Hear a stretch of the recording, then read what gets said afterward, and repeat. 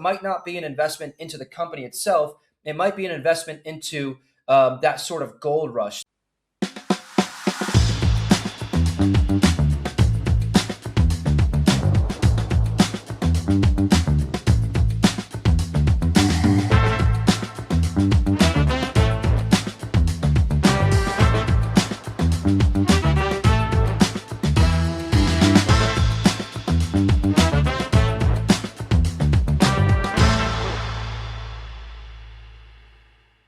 SpaceX's IPO is happening today.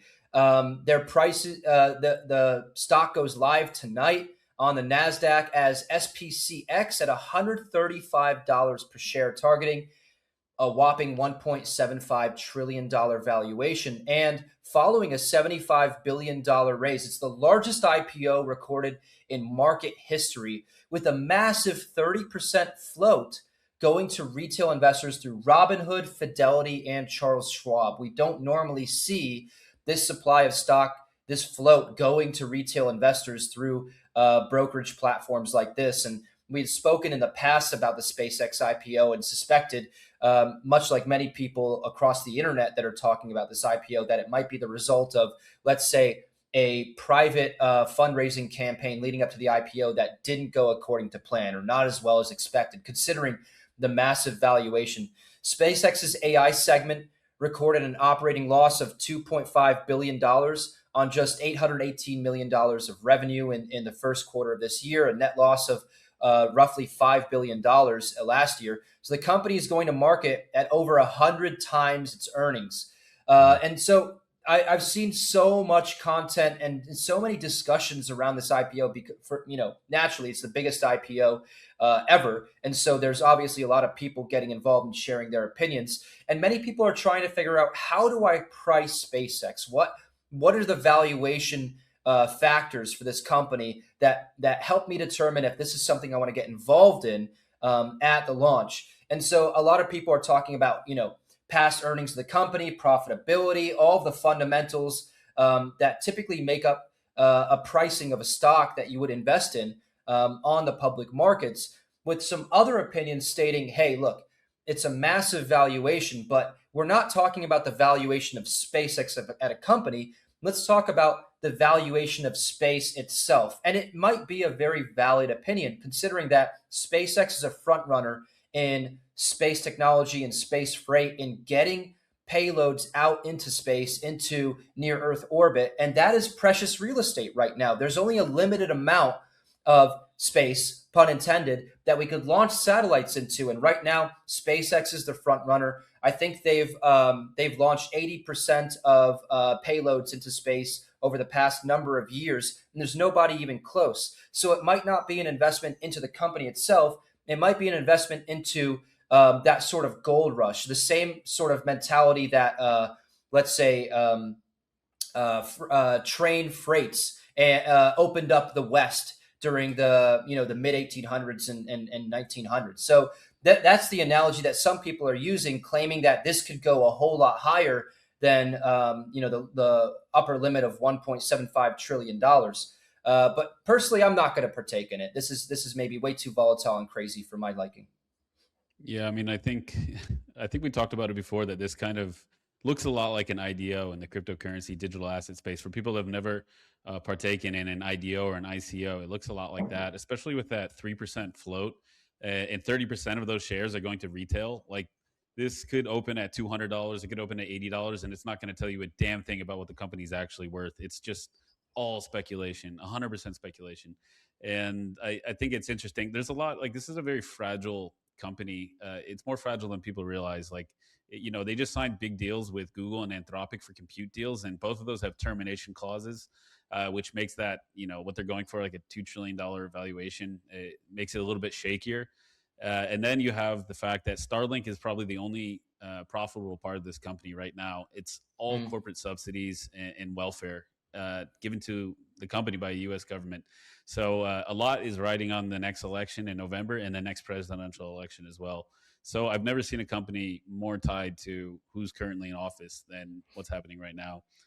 So I think it's a little bit interesting. It's also like you are 100% correct. Like, you're kind of gambling on if your thesis is that we're going to move to the stars, we're going to be multi-planet civilization, we're going to be on the moon and Mars, and we're going to start harvesting other forms of energy off planet, then yeah, this is like probably the first access you have to such a thing. But a lot of these people that are going to be buying it, a lot of the retail investors have never invested in a stock before or never invested in a space company before. We don't know what the hell we're doing, and this is kind of proof that everybody's just taking a massive swing for the fences. They know who Elon Musk is. They see how his companies have done traditionally in the past. Like Tesla's been a pretty damn good holding for people that have invested in it like years ago, a decade ago. So I think, they say don't bet against Musk. I'm probably not going to partake in this at all, anyways.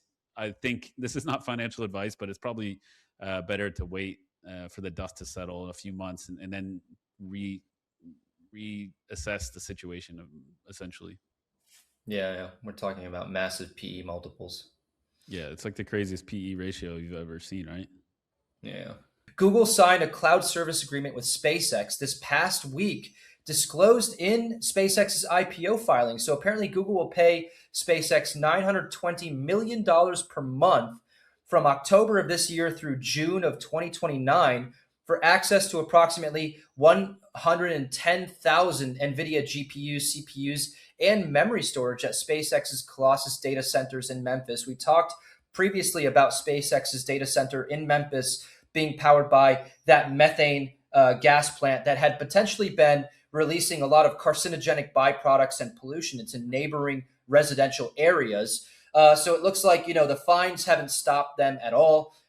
They are continuing to operate that data center and just paying the fee that they need to retroactively without getting the proper legal documentation for operating that power plant. But it does showcase what extent SpaceX and Elon Musk is going to go through and has gone through to try and justify the crazy valuations that they're coming to market with, and the let's say access and monetization of a massive number of NVIDIA GPUs and AI relevant hardware is exactly that. Like obviously, $1 billion, roughly $1 billion a month to SpaceX is no small amount of money. That does boost their finances, especially on the XAI side, which had been reportedly hemorrhaging money for a while. So maybe a good move.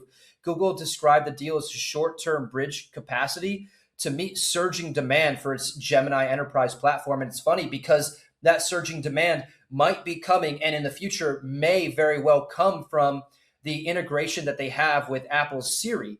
Anthropic's already agreed to pay SpaceX $1.25 billion per month through a separate deal. And so both deals include a 90-day cancellation clause after December of this year for either party. But, again, it just goes to show that AI has huge surging demand and not enough resources to meet that demand.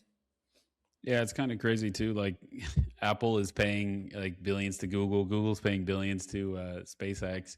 It is really incestuous circle between these Mag 7 companies, and that 90-day cancellation clause is like probably the most important thing worth noting here, because like a lot of that valuation, that 1.75 to $2 trillion valuation, is built off the backs of these huge deals that they've signed with these other companies like Google and Anthropic. And 90 days is not a whole lot of time or space to terminate this contract. So like this is very short-term revenue. It's not really long-term revenue commitments. So that's something to look out for, especially if you will be buying stock in SpaceX this week when it goes live. And even more interesting is that like they are hemorrhaging money right now, like still right now. They're losing, I think in the filing from the IPO, it says the AI segment is losing $2.5 billion per quarter on $818 million in revenue. So this is more of a stop the bleeding move for SpaceX and XAI rather than a moneymaker. It's like, we have all this equipment setting aside idle. We need to use it. We need to rent it out now because that demand is not picked up for our own usage. Like they built that for themselves to use originally and they don't need it yet. So it makes sense. Very fiscally sound move for both sides, I guess. But I think this is very strange bedfellows, and they do not want to work together longer than they have to. So I expect this deal to be terminated as quickly as possible. I think all these partners are probably looking to expand their capabilities as soon as possible so they no longer have to work with their bitter enemy, Elon Musk and SpaceX. Yeah, I mean, funny enough, that 90-day cancellation window is enough to create some speculative trading around quarterly reports. And it's going to Yep. be very interesting when SpaceX goes live on public markets for everyday consumers and retail investors to try and break down their financial statements. We're going to see a lot of crazy things here. Yeah, for sure. It's a good point. Hey, it's your friend Melo from Arcanum Ventures. If you got any value out of this video whatsoever, we want to hear about it. Leave us a comment in the comment section. We look forward each and every week to reading those, and maybe give us a subscribe too, because we put out new content all the time, 4 or 5 videos a week. So maybe check one out now. Take it easy.